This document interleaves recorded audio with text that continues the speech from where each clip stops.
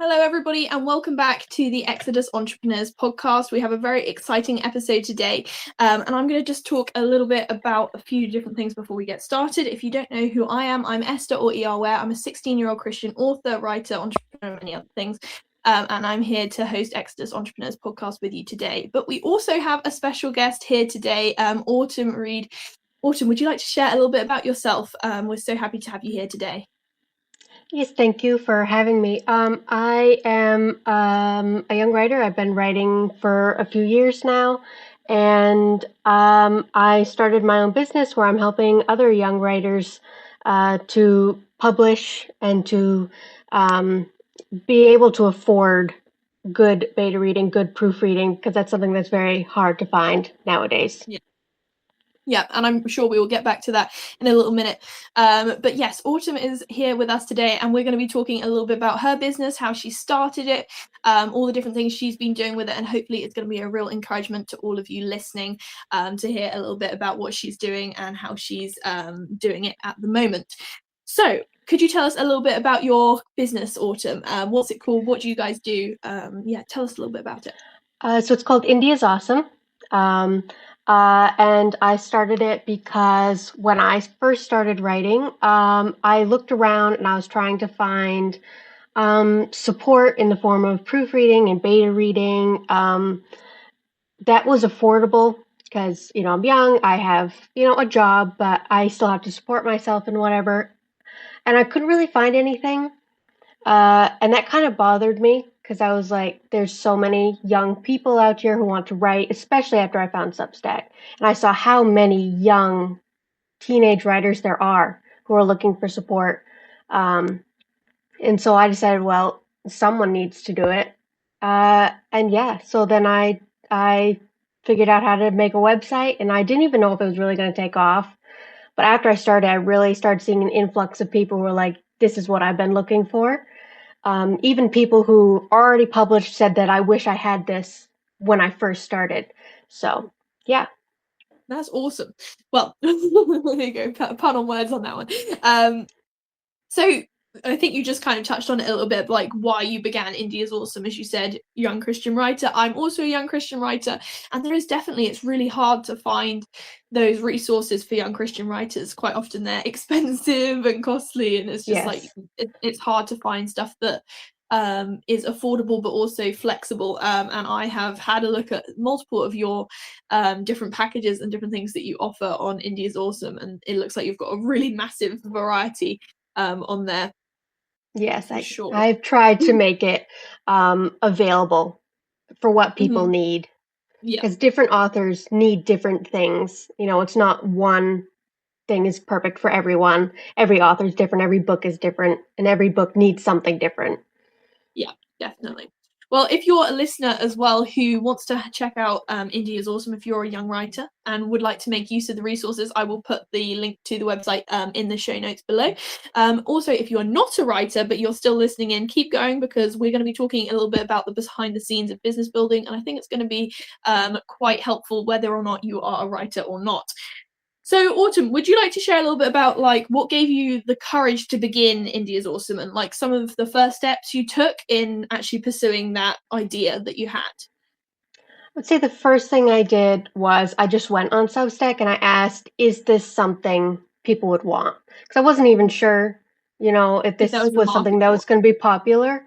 But I went on, I made a couple of posts telling about different things that I might do, and I really got a lot of encouragement and support and people saying, yes, please do this. This is a great idea. And so then I started looking around to make a website. I'm very much, if I want to do something, just get it done, just do it. And so I started immediately making my website, and then I got it up, and I actually had clients before my website was even up. I had people coming to me and saying, so can you beta read my book? So yeah, it's been pretty good since then. I'd say the biggest thing obviously is marketing it, trying to get it out there, getting people see it. Substack has been great. I don't get people pretty much other than on Substack. My website's out there, but most everyone that I work for is from Substack, so that's been how I'm doing that. Yeah, I was a little worried that it wouldn't do very well, but it's been good. Yeah.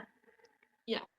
I think it's really you offer a really unique perspective on that as well because you only primarily use Substack as your form of marketing, which I think is really encouraging for other writers. As so often people are like, well, you've got to be everywhere on social media if you want to succeed, and it's not necessarily true because, as you say, you're found a need and you're fulfilling a way to change that need, so that it's no longer a need, and because of that you don't need to market everywhere on earth. You just have to focus on the area where you're actually finding That's what clients. I would that's definitely what I would say. Substack is the only social media I own. I'm usually Mhm. pretty anti-social media. I'm not a big fan of it. But Substack I find to be a bit more of a community, a bit more of kind of like a family. Definitely. And my personal opinion is to find one place and market in one place Mhm. rather than put all of your energy into one thing rather than splitting it up between Yeah. multiple and giving 25% to four places, give 100% to one place is my Yeah. I think opinion. that's definitely, yeah, a good tactic. I mean, there's so many different ways you can do marketing, but I think, yeah, as you say, that is a really solid way to put 100% into just one location rather than spreading it everywhere as you do, as you see so many other people doing. What was the next thing I was going to ask? What like did you have any major hurdles that you came across when you were like starting India's Awesome? And how did you, if you did, how did you overcome them? What were they? Not really. I would say, well, if I haven't met any major hurdles yet. I might in the future, but it's still pretty new, so I haven't yet. I'd already done some beta reading in the past, not with my business. I've been on Goodreads for a bit, and I got a couple of jobs there. So I was able to say that I'd already been doing it for a while. Yeah. So that was definitely help. I would say also I've been very lucky that I kind of had some qualifications for it. I taught my brother English grammar in homeschool for 9 years. So I Wow. had quite a lot of experience with that sort of a thing. I've already been writing for a couple of years, so I Yeah. haven't had any major hurdles with it yet. I've been Mhm. really blessed to have people wanting me immediately. Yeah. I'd say there's a little bit of anxiety that comes when you get a new project from a new person for the Yeah. first time and you're not sure if you're going to work out with Mhm. them, what kind of writing is it going to be. There's always the fear that, oh my goodness, they're going to be a terrible writer and what do I say? But Yeah. I've been really blessed to not have to really worry about that. Awesome. Yeah. Um, I was gonna ask, like, do you believe God led you to starting India's Awesome? Is that has that been part of your journey, do you think? Yes, absolutely. It's become one of my biggest sources of income. Mhm. I work from home already, and being able to start this has really helped me to have to be less financially anxious. It's really been helping me. And Mhm. I was just telling my mom yesterday that I'm kind of living my dream life right now, where I get Yeah. to stay at home and I get to do what I love, which is write and help other people write. So right Yeah. now, I'm really living my dream Mhm. job, and Yeah. definitely, the Lord has helped me through all of that. That's amazing. Yeah. It's such a blessing when you get into that position, and God just gives you like an idea or he gives you the means to start, yeah, living your dreams as it is. So that's so awesome. Um, how would you say your faith is a big part of what you do with India's Awesome? Does that affect like some of the clients you take on and how you work with different things? I Would you would say? say my faith is probably one of the biggest parts of it, mainly Mhm. because I really want to help young Christian writers. Yeah. I think it can be writing is hard for anyone young, but I Mhm. think it can be even harder for Christians. There can be a stigmatism about their writing. It can be really hard for them to find people to work with who agree with them.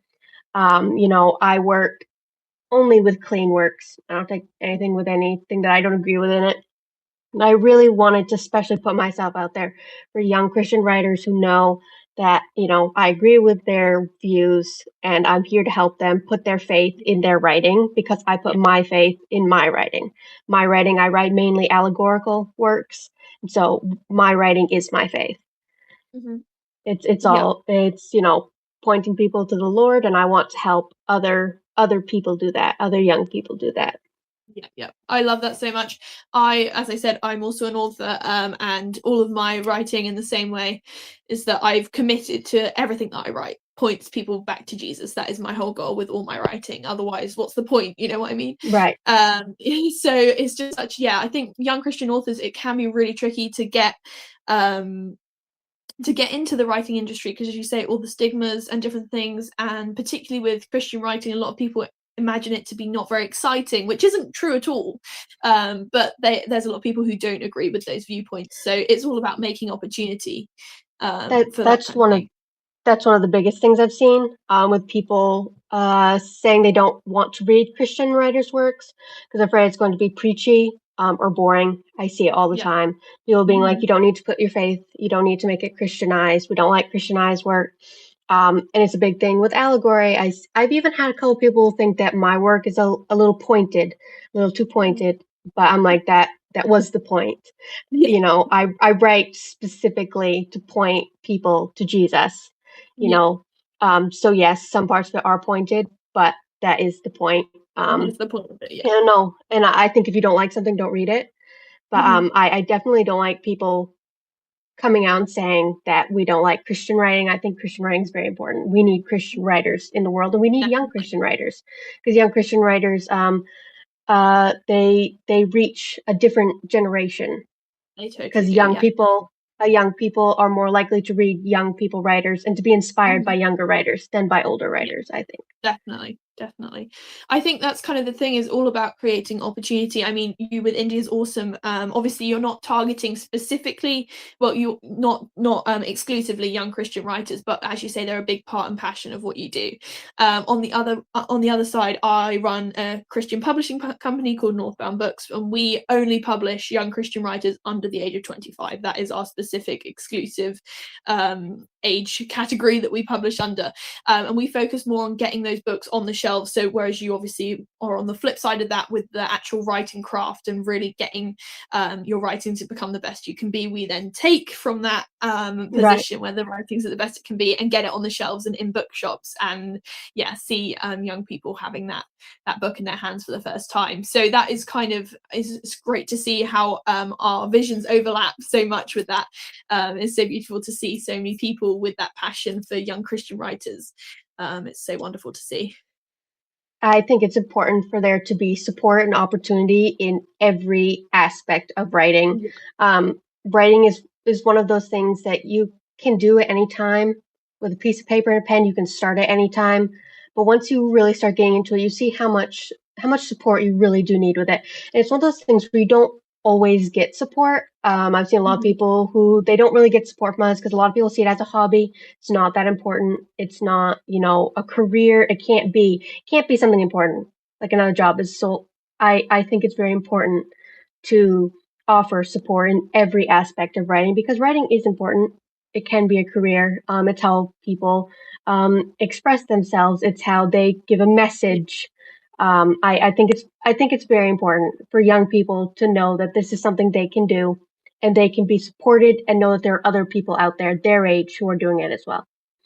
totally. I think that's a very similar thing. Is as you say, some people don't have much support with that. I obviously had the support of my family very much so when I published my first book. I was 15 years old when I did that. But they didn't know about publishing books. It's not something that most people really know about. And so knowing, not right now, I'm on the call. I don't know. Sorry, a little interruption. So having that support is so important. I certainly didn't have that when I published my first book, and I just had that. Luckily, my parents raised me. Daniel, go away. Sorry, I keep interrupting. Um, my parents raised me very much to, when you see a problem, let's work out how to solve it. And I was like, there are Mine so are many the books same way. published. Yeah, exactly. There are so many books published. There's got to be a way to do this. So I dug around a bit. I found Amazon KDP. I found loads of, I've since used multiple different publishing companies and then moved on to creating my own. And that thing, I just have such a desire to create those opportunities and support those young people in the writing. And I love that as I'm able to do that with the publishing side of it, you're able to do that with the real writing craft part of it, Yeah, and my in an my affordable dad way. my dad always says, he said my entire life he always says, "See a need, fill a need." That's like one of Mhm. his biggest Yeah. sayings. He always says, "See a need, fill a need." Um, and yeah, I've had very supportive parents as well who I don't have any books published yet. I write epics, huge, very large Yeah. books. So it takes years to write. But they're very supportive right from the beginning. Excited for me to publish, excited with my business. But I know a lot of Yeah. people who don't have a supportive family or whose family don't even know that they write. Mhm. I've met people on Substack whose family don't know they write just because they don't really have a support system. So I try Mhm. to be that support system for them and just encourage Well, them. that's the point. I've really noticed with people, all they really need to hear sometimes is just "I'm proud of you for doing this." Yeah. Mhm. So I tried to sprinkle that out there to people. "I'm proud of you for doing this. Yeah, You're totally. doing a great job. You're writing. You're doing something difficult." Yeah. So I think that's important. Yeah, I think the encouragement is so important as well. Like, I'm sure with your with India's Awesome and like the feedback you give, I'm sure that's all very so often people give feedback on manuscripts and it can be quite hurtful, not because it's meaning to be hurtful, but when stuff is critical, especially when it's your first time submitting your work somewhere or having I've someone been read through there. it, it can be it's so painful. It's so I've totally painful. been there. Yeah. I remember my very first manuscript. I gave it to my two closest friends. Still read my stuff. They're still my two first people that I want reading final manuscripts. But it was the first thing I'd ever written. It was not Yeah. great, and it obviously was not great. And so it was a very critical review of it, done kindly, of course, because they're my best friends. But it was Yeah. obvious that this needs help. And it Yeah. was a couple of days before I got over that. It was probably Yeah. longer than that for me to kind of get over the fact that, this needs help. Mhm. But, you throw it in the trash and you start over. And that's something that I really try to instill in young writers is that Mhm. your first draft, the first thing you ever write is not going to be perfect. And that's Yeah. okay. It is Mhm. okay to not Totally. have your first writing or your second writing or your third or whatever. It takes a long time. It takes years Yeah, to be definitely. a good writer, and you're never going to be a perfect writer. No Mhm. one's a perfect writer, but it's definitely trying to support young writers and not thinking that everything they write just needs to be perfect. They need to publish now. They need to be a published author, and it takes time. Takes time. It's okay to I remember telling a young writer, you know another one of my dad's saying, which is don't box yourself in. you know don't box yourself in with Yeah, deadlines. Don't force yourself to say, "I have to get this done. It has to be perfect. It has to be done now." These things take a long time, and that's okay because you're practicing, and as long as you're doing it consistently, that's okay for it to take time and for yeah. you to really be practicing your what you do. Mhm, totally. I think that's the whole thing with writing is part of the beauty of it for me is that everyone writes differently. Everyone's going to work on a different time scale. Everyone's going to be like I know some writers who are going to take longer to write a book than me just because I tend to be a very quick drafter, but because of that my drafts are very very messy and then they take Mhm. multiple more rounds of edits than my writer friends who take longer on their first drafts. And that's just the thing is that sometimes I was a bit hard on myself about that. I was like, oh, that's too messy. I need to take longer, but I just couldn't do it taking that long to write it in my head. It wasn't working for me. So sometimes you do just have to release that pressure and go, well, no one's actually saying you have to do this. Like it's doing it as a choice and making that decision to be consistent with it and knowing when to say, okay, we need to get this done, and then also knowing when to slack off and go, we need to enjoy it, and having that balance between those two feelings. The one thing I really try to instill in young writers is that there's no one right way to write. as Hmm. as you said that you're going to write differently from somebody else. Um, and I see young writers who are like, well, I have to do it like this, and I'm like, just because someone else does it like that, or if someone says you shouldn't write like this or you need to write thousands of words every day, no. It's not true. Everyone's like, you need to write every day, you need to be doing this, you need to be doing that. Yeah. There is no need to be in writing. The only Hmm. wrong way to write is to not write at all if you're a Yeah. writer and you're just not doing it. Every single writer I have met has a different style, has a Yeah. different process of doing it, and that is totally Yeah. fine. You're not going to be exactly like somebody else. In the Totally. Yeah. beginning, I noticed in the beginning, you know, a lot of young writers, I did it myself, take inspiration from other writers and you copy them for a while. Your style Yeah. copies them. You know, my style was very much copying what I was reading at the time, which was Tolkien, C.S. Lewis, you know. So my style Yeah. was copying them until I found my own style, which took a couple of years. It Yeah. takes a while, but you It don't does. It have really to does. be like everyone else. You know, you're not going to be. If you're Hmm. writing your work in your voice and your style, it is not going to be like anybody else's. And I see Yeah. a lot with, Definitely. I think one of the biggest problems with young writers that they struggle with is comparison and Yeah. imposter syndrome. That's something I mean, that's yeah. Also one of in my biggest entrepreneurship. things that I try to work with. That I try to work with is imposter syndrome and self comparison because you're reading books that are published. You're Yeah. not seeing the behind the The scenes. You're first not seeing draft. the Yeah. years it takes. You're just seeing this book and you're like, they're so much better than me. Yeah. Their writing is so much better. And so I'm like, Definitely. you have no idea the struggles, the tears, probably, the late Hmm. nights, the banging your head against a desk. You know, I've had people saying your writing is so natural. And I said that paragraph took me an hour, literally an hour to edit. You know, in the Yeah. end it sounds natural, but it's not. It's not just a natural write it and it's done. It takes a long time it to practice, to find your style, you know, and I think comparing yourself to other people both in your business, in your writing, in any part of your life is really going to hold you back and Yeah. make you not want to do it anymore. I think with like the same problem with entrepreneurship is that we spend a lot of time going, oh well, someone else could do it, is doing it better than me, and it's the same thing. It's like that business has been around for maybe years, maybe months. It's been around longer than yours has been. You know what I mean? It's like they have more experience. And the other thing is that same with writing and entrepreneurship with this one is that quite often we're like, oh, but I'm not old enough, I've not got enough qualifications, I've not got da da da da da. And I have that with one of my books specifically. I was like, oh, I'm not qualified to write this book. Like, it deals with some stuff that is like, I'm not qualified to write it. And I was talking to the Lord about it, and I was like, I'm not qualified to write it. And he was like, Esther, you're still going to feel underqualified if you were 100. You would still feel unqualified to write this book. And I was like, oh yeah, like anything I write in the future, I'm going It's to look true. back and go, oh my goodness, those books were terrible. And they're not. It's just that I was not as experienced as I was now. And I love what you were saying about copying. Like, it does take a while to find your style as an author. I remember one of the first books I wrote was very similar to Black Beauty, which I had just finished reading. So, Hmm. so you do have to like take your time to find your own, because it's so easy to copy the other great writers that we see around. And Mine I was think, definitely Tolkien. yeah, my one of my like biggest things that I would say to young writers is that, yeah, definitely find your own path with it. Don't do it just because someone else says you have to do it. I mean, I do have a set writing schedule where I write every single day. Sometimes that's 100 words, sometimes that's 1,000. That doesn't mean that I tell everyone else I know, I'm like, you need to do this schedule I'm doing because it's working well for me, because it isn't going to work well for everyone else.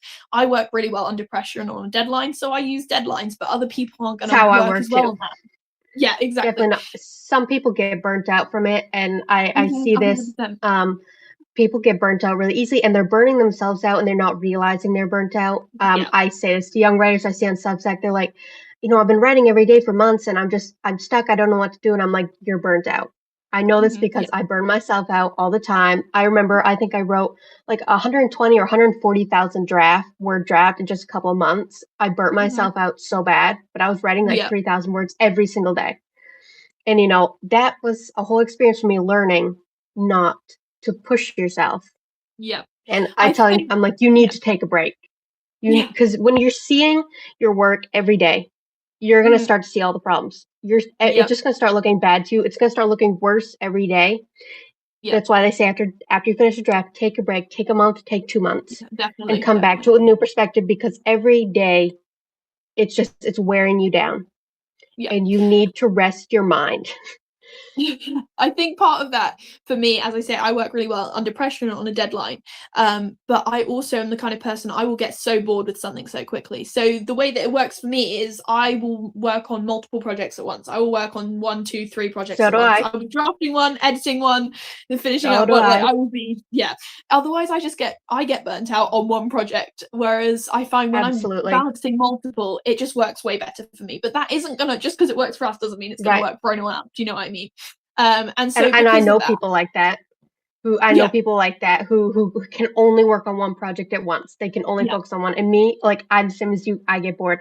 Like right now, I think I'll have like 3 projects going and and a yeah, beta reading project, and yeah, I go back and forth between. I'll have my important one, then yeah, I'll have a children's book I'm working on. I have a period yeah, drama I'm working on, and but what I try to make sure is my projects are very different from each other. you yes, know totally. so if my children's book, if it's fantasy, it's a children's book. It's Yeah, entirely different style, entirely different. Period drama, very different. yeah, And I try to, so that when I get bored with one, I can still write, still practice. And I do very much recommend this for young writers who haven't discovered what works for them best. I really do recommend trying multiple projects at once. yeah, definitely. I really just find that it helps you not be bored with one, But if it not get doesn't burnt work for out as you, stop easily. doing it. Right. If it does not work for you, you'll find out pretty quickly if it doesn't work for you. You're going to if it doesn't work for you, you're going to get overwhelmed and panicked, and it's not going to work for you. If it does work for you, you're going to find that, you're not getting bored as easily. You're looking forward to practicing because you have Yeah, multiple things to write. If you're feeling, when I'm feeling a period drama sort of day, sort of the 1800s sort of day, I have that to yeah, work on. When I'm yeah, really excited about fantasy, I had that, but I have multiple outlets for yeah. creative flow. That's what I I find. have the same Multiple thing. Yeah. outlets. I had the same thing as you with that. But I wanted to also quickly say, like, back when we were talking a few minutes ago, we were saying about how when we're writers, like it all works differently for different people. And I think some people aren't going to work well on this pressure, the system that we use, where it's like, okay, we're going to Right. have multiple works plates spinning at once, all that kind of thing. For me, that is when I find most of my creativity. When Right. well, I don't force myself, but I say, okay, you can do 2 minutes of writing a day, and that 2 minutes and inevitably ends up being like 30 minutes or an hour. But I make that Right. small commitment to say I'm going to write 5-10 minutes a day. That is my commitment. I choose 20 because 20 is very Yeah. manageable, it's very doable for me. So I say I'm going to write 20 minutes every day. I do that. Some days I write 100 words, some days I write 30. But when I hit 20 minutes, I'm like, okay, I'm done now. I don't have to write anymore unless I want to. And sometimes I keep going. But you feel successful. You feel happy with Exactly, because yourself you've because hit you that goal. fulfilled Mhm. your goal. Yeah. And that's what I Other try to. people, it might be 2 minutes, and that's completely fine. You still Right. get that, yes, I've completed my goal, that's fine. Some days I do change my goal. I'm like, 20 minutes is too much today, we're going to do 5. And that works really well for me. And that's where Right. I find most of my creativity in those enforced sessions. However, I know so many people, I'm like, don't do this, it's not going to work for you Right. because you're going to find the most creativity when you're like a mood writer and you're like, I'm Right. feeling really in the mood for On the this today. spot. We're just going to write today, okay? And then tomorrow you might be like, no, I don't really want to write. You might not write for 2 weeks, and then you'll have a massive 10K word day or something just because you have the inspiration Right. for it. And that neither of those ways is wrong at all. Like they are both correct ways to write. I Because think there for isn't a wrong method. Right. I think for young writers who are first starting out, I always recommend try everything. I always say Yes. try everything. Like my dad always says, don't box yourself in. I have tried all different Mhm. ways of drafting, Yeah. outlining, editing. I try every new thing I see. I try it. Yeah. And I was like, you're gonna find out really quickly if it doesn't work for you. Yeah. You're gonna find out, but at least try it. I found some things that I didn't think would work for me that did. One of Yeah. them was writing sprints. Set a timer, Yeah. 15 minutes. Work Do really well not for me stop. too. Don't stop writing. Do not pick your hands up from Yeah. the paper or the keyboard until you're done. I found that really worked well for me. But it's not going to work for some people, and you'll figure that out if it doesn't work for you. You But at will. least give things a try Yeah. first. And I would say to someone who was struggling with a writing block, I said they wanted to get back into writing, but they're just struggling. I said one sentence. Try one sentence a Yeah. day. You Yeah. can write one sentence. I said, then after a week, write 2 sentences. Yeah. Ease yourself into it, but try. Consistency, I think, is important.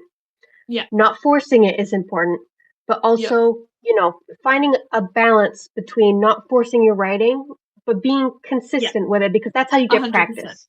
Especially if you want to improve and stuff, you do need some kind of consistency, whether that's, but for some people that might be one evening a week they write for an hour or whatever. Otherwise, for me, that's 20 minutes a day. That's what I find works best for me.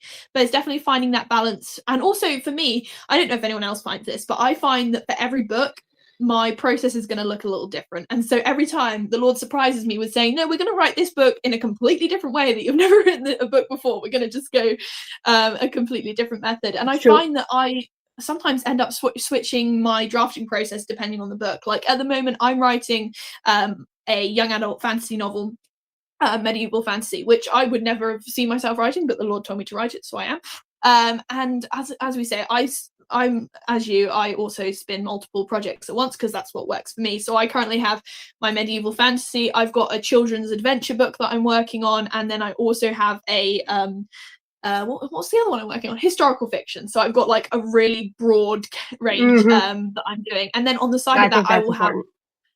I will also have on the side of that whatever project I'm working on for my publishing company. So whichever manuscript that is, I'll be looking over whatever that is at the time. And I think having that variety is so important, definitely. So, but also, like, as I say, the drafting process changes for me for every book. I will think I have my drafting process locked in. I'm like, I've got this. I know exactly how to do it. Just copy paste, and then I start writing. I'm like, nope, not going to work for this one. This one needs writing sprints, and this one's a mood writing, and it just all shifts every single time. I think it's true also because you change with every draft. You're a different writer with every draft. You learn something. You know, sometimes you learn something with every writing session you do. You've learned something. Every editing, you've learned something. So every draft that you start, you know, I haven't published any other than on Substack, but I've written a lot, thousands, and hundreds of thousands of words. And you know, and I'm the same. I think I figured it out. I figured out what works for me, and then I start something new, and it's totally different. But I find something, you know, and I'll find something that worked for me with this draft. This draft over here did not work with me with this draft over here. You know, writing the one I'm working on right now, very much, you know, when I'm inspired, very much a, you know, I need to be inspired, in the mood, not writing sprints, not, you know, an hour at a time. It has to be very much based on vibes. Whereas, you know, my children's book, I could sit down a few minutes every day, write that, no problem. But it's going to be different. Every draft's going to be different. And because your draft doesn't look like someone else's, or your process doesn't look like someone else's, does not mean you're doing it wrong. Totally. And I think that's a big thing with young writers, is that there's a lot of jobs in the world that they look like each other. You know, you're doing the same thing as this person. And so people, when they start to write, they think, well, I need to do it like these people because this is how they're doing it. And writing is one of those things where every person is going to be different, every process. And it's very liberating that you can be totally different from somebody else. Very liberating. Writing is one of those hobbies. I think it's the best hobby, career, whatever you're doing. I think it's the best. You can do it anywhere, anytime, notebook in your pocket. I think it's amazing. But it's going to be different for everyone. Definitely, I mean, moving back into that kind of topic of like learning, as we say, you learn with every draft, because we have got a little bit, of course, I do not care. I love that we've kind of just drifted off down a rabbit hole. But I wanted to ask, obviously, on the topic of business, what would you say is like the biggest thing you have learned when you've been building your business, Indie is Awesome? I've really learned, I think one of the biggest things I've really learned is just to put myself out there. Not to be afraid to put myself out there. I remember when I first got on Substack, I was really, really nervous, you know, but I got a lot of support really quickly, both with my writing and with the business idea. And so I've really learned to not be afraid to offer myself, my work, to somebody that I see wants a beta reader, is asking for one. I've learned to not be afraid to just go for it. And to not be afraid to really, you know, get into the beta reading. And, you know, if I see something that I think needs to be changed, don't be nervous that they're going to be offended about it. That's a big one. You know, if I see something, I'm like, you know, this doesn't really work in the story. This isn't quite right. You know, not to be worried they're going to be offended, because they're not, you know, if they're a good writer, they're not going to be, because that's the point of a beta reader. That's why they're paying you, is to show them the things that aren't working. And so to really I had to get that mindset, is that they're paying me to show them what's not working in the story. I think that kind of mindset of like the whole I'm not sure how people are going to receive me when I put myself out there kind of thing. It can be so easy to be like, oh my goodness, everyone's going to be like, what's going on kind of thing. When you put yourself out there because you're like, oh, people are going to judge me or it's going to be like crazy. And I mean, there are instances where that can happen. Don't get me wrong, especially Oh online. I yes. mean, there is all sorts of Oh different yes. things. And I've had it a couple of Yeah, yeah. times. But I think the thing is that at the end of the day, especially if this is something you feel like the Lord is leading you in, whatever aspect of your business that is, whether that's business, whether that's writing, whether it's sharing it with someone, whatever it is that my dad always likes to say, give yourself the grace that you give to others, because it can be so hard to remember that there is grace in those situations. That most of the time, when I see a young writer who is putting themselves out there, I don't think, oh my goodness, that's crazy. Why would they think that they're like worthy of that? Most of the time I'm like, Right. yes, go for it. I'm so like proud that people are doing this. That's awesome. I'm genuinely like, I've never not been supportive of that. You know what I mean? And I think a lot of people, there are a lot of strange people online. So take that with a pinch of salt. But I think Right. that the majority of the time there are good people who are waiting to receive what you have to say and what you have to share. So yeah, that's kind of my opinion on that kind of thing. I think that's why Substack is amazing. I've never really wanted to be on any other social media. I know Yeah, I get just that. I've heard a lot of horror stories, but Instagram and Facebook and all these places. I don't really want to be on there. But Substack immediately I'm very extroverted anyways, so I don't have a problem Yeah, me too. finding people, making friends. But immediately it felt like such a community. Everybody knew everybody. Everybody Yeah, talks to everybody. And so it was really amazing. And then when I started putting my writing on there and everybody just comes together and support. I've seen new writers, new people on Substack who are really afraid to put themselves out there. I'm like, just do it. Go yeah. for This it. is the The most. first time it's going I to be think. terrifying. The first time it's going to be absolutely terrifying. And Yeah, after that, it's going to get easier to the point where I don't even think about it. I write a chapter yeah, and throw it on there. I know I'm going to yeah. get support. I know the few people I'm going to get support from. Yeah, I think that is kind of the thing. If you are a young writer, particularly, there is a great writing community on Substack, especially if you're a young Christian Absolutely. writer. So if you're looking for somewhere to soft launch your writing projects, it's a great place to do it, because there is generally a Definitely. lot of support. There is still weird people on Substack. I'm sure you'll know, Yes. Autumn.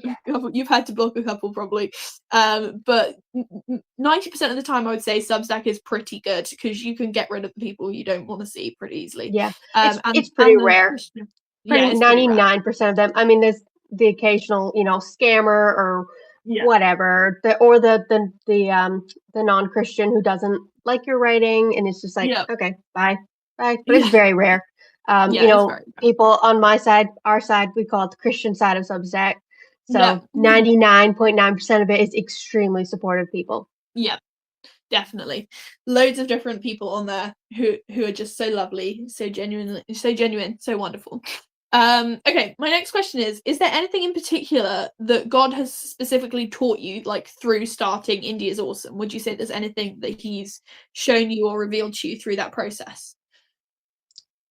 Um, Definitely, I would say relying on him. That everything he's going to work everything out. The business ended up being just such a big help to me, and it Yeah, didn't really occur to me until a few months after I started, and I kind of realized, how God's looking when after you. this came in at the perfect timing. The Yeah, idea to start yeah, the business came at like the exact time for me in my life.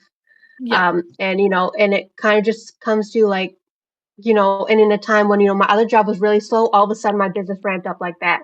And I was yeah, like, this just came out of nowhere, and it came at the yeah, exact right time. So yeah, I'd say definitely just relying that, he's looking out for you. yeah, You're not doing this alone. Um, definitely. Definitely working with people. Learned a lot Mhm. about working with people. Every Yeah. person is different. Mhm. But definitely I would say relying on him that everything's going to be fine. He's Yeah. going to take care of Yeah. you if you're doing his will. That's the biggest thing I'd say I've learned. Yeah. Yeah. Well, I have a couple more questions and then we'll start wrapping it up. But I wanted to know, like, does India's Awesome take up, I imagine because of the nature of the business, that it does take up quite a bit of your free time, because now you are kind of running a business alongside of it. It takes up quite a bit of time. But Oh like yeah.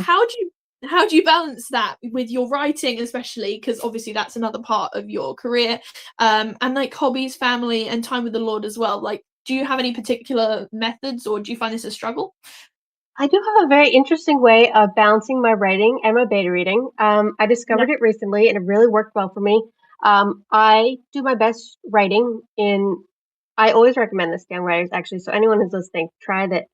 Write 100 words. I keep a counter. Write 100 words, take a little break, do something. I have like, yeah, usually would have like a game on my phone, like a running game or whatever.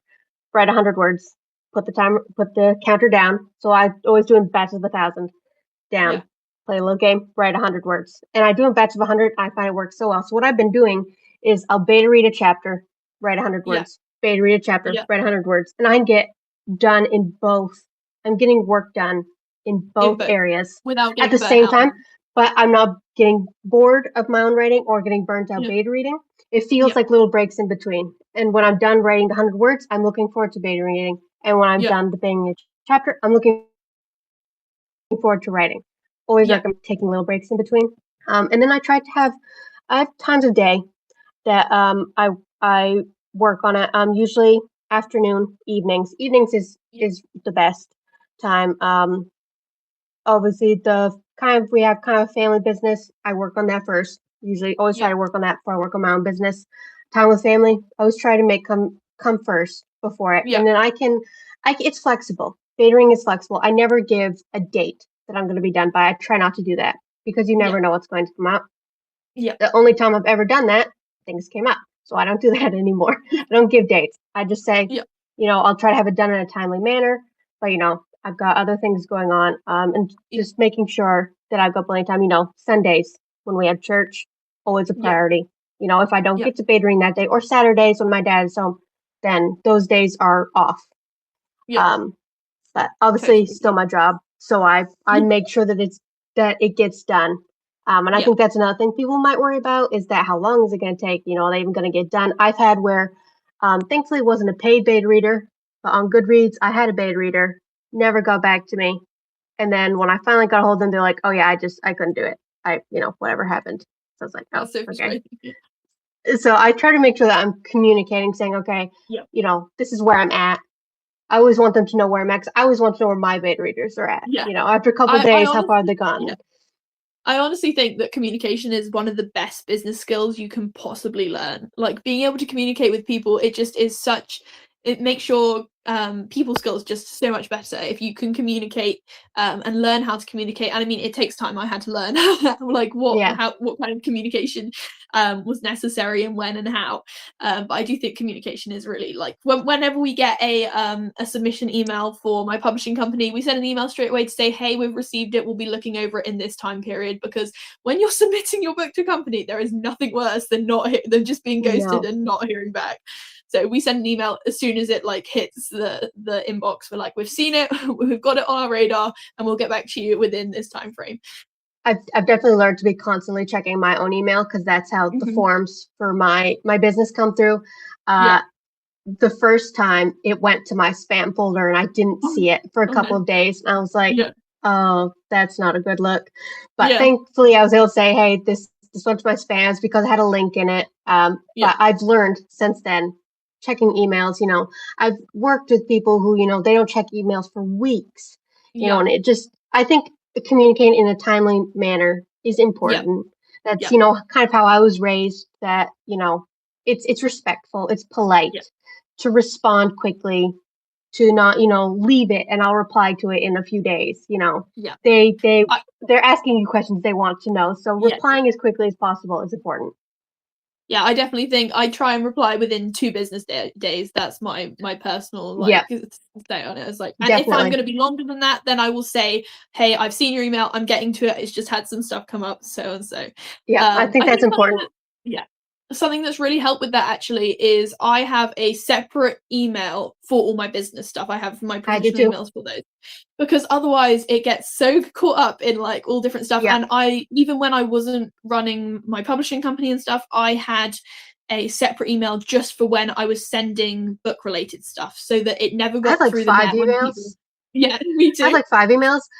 Partial Some of them are because I don't like seeing all the spam emails. So when I sign up for something, I'll give them an email that I never check, so I don't have to see all the emails. But I'll have my important one for myself personally, and then I absolutely have a business email so that the forms that are coming through are what's on top of that email, and it's not getting it's not getting hidden by everything else, because that's definitely a No fear. marketing emails. It is one of my biggest fears is missing somebody's form, somebody's email. I'm terrified of accidentally not seeing someone's submission form. So I'm very paranoid about checking my emails, checking my spam folder, all of that.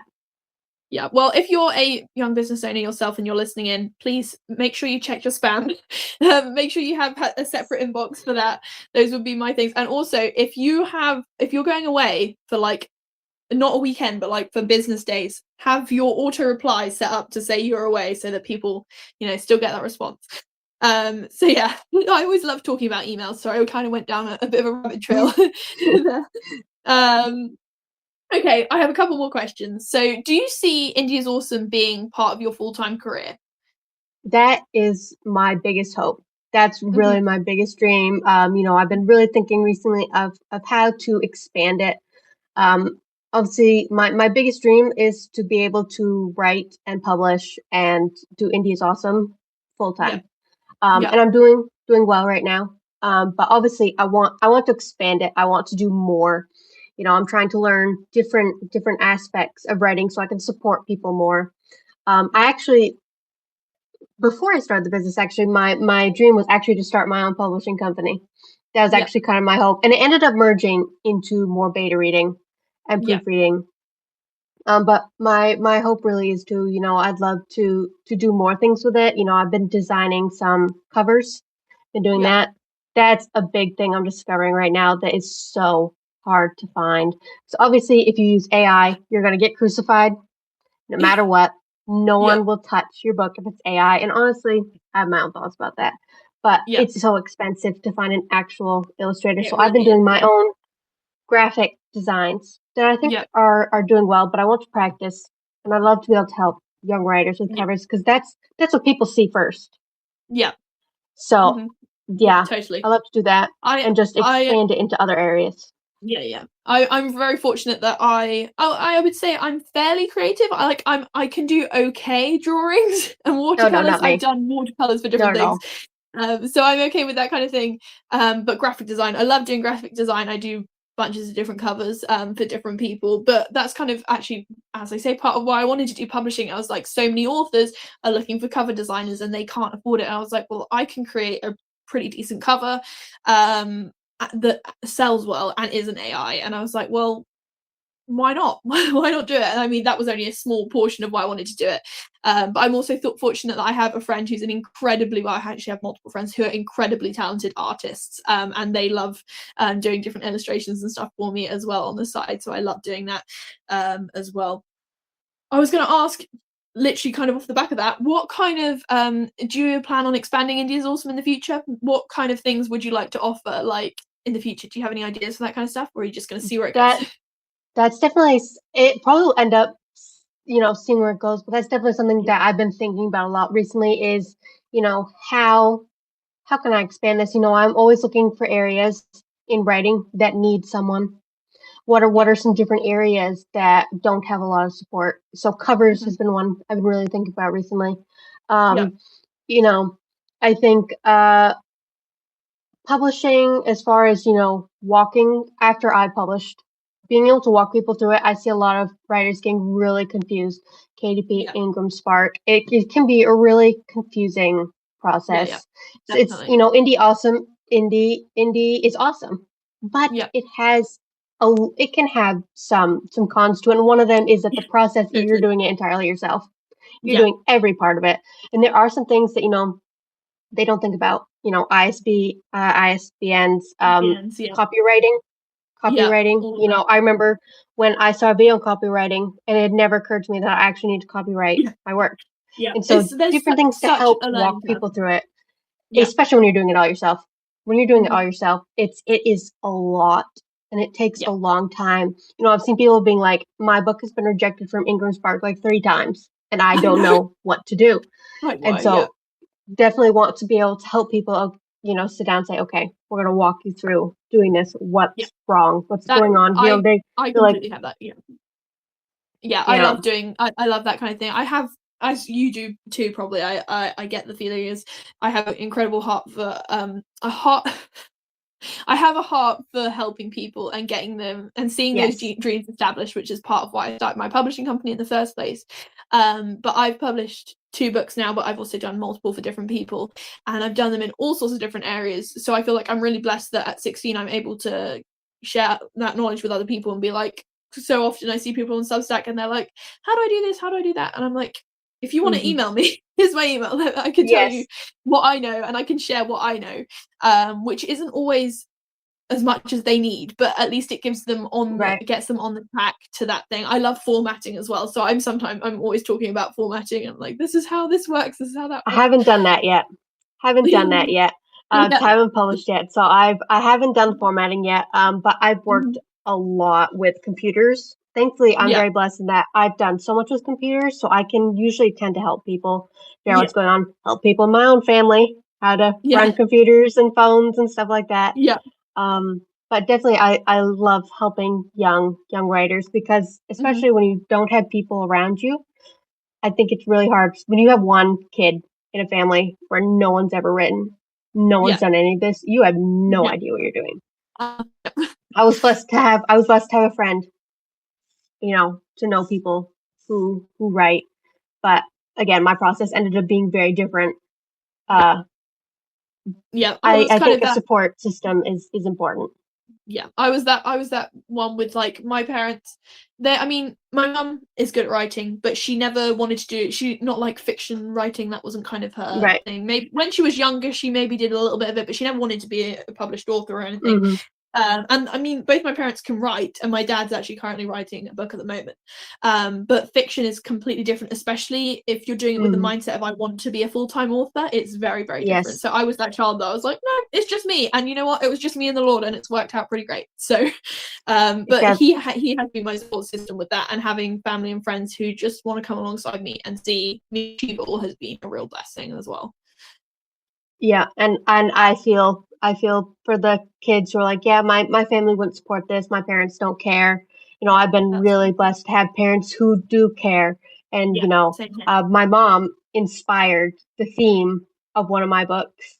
Something Mhm. she said years before I started writing always stuck with me, and it ended Yeah, up being the one of the biggest parts.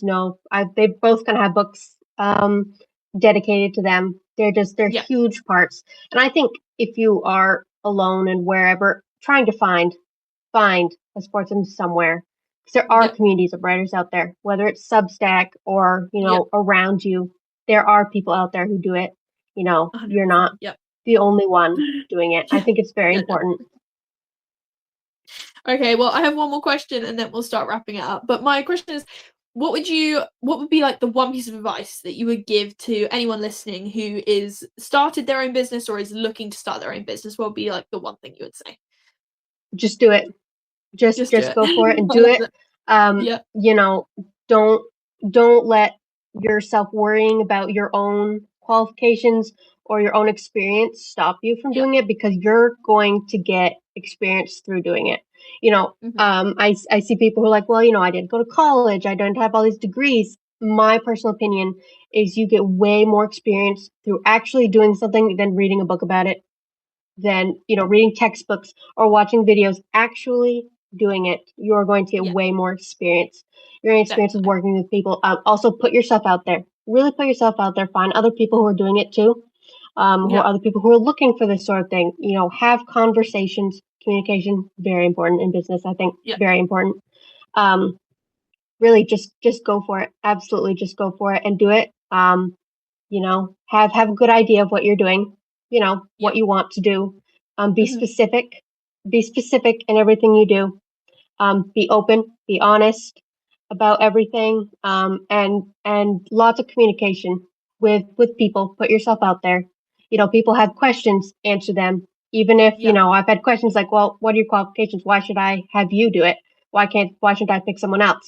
Things like that might annoy you, but Yeah. open and honestly answer them. Here's why. Here's what I want to do. Here's why Yeah. I want to do it.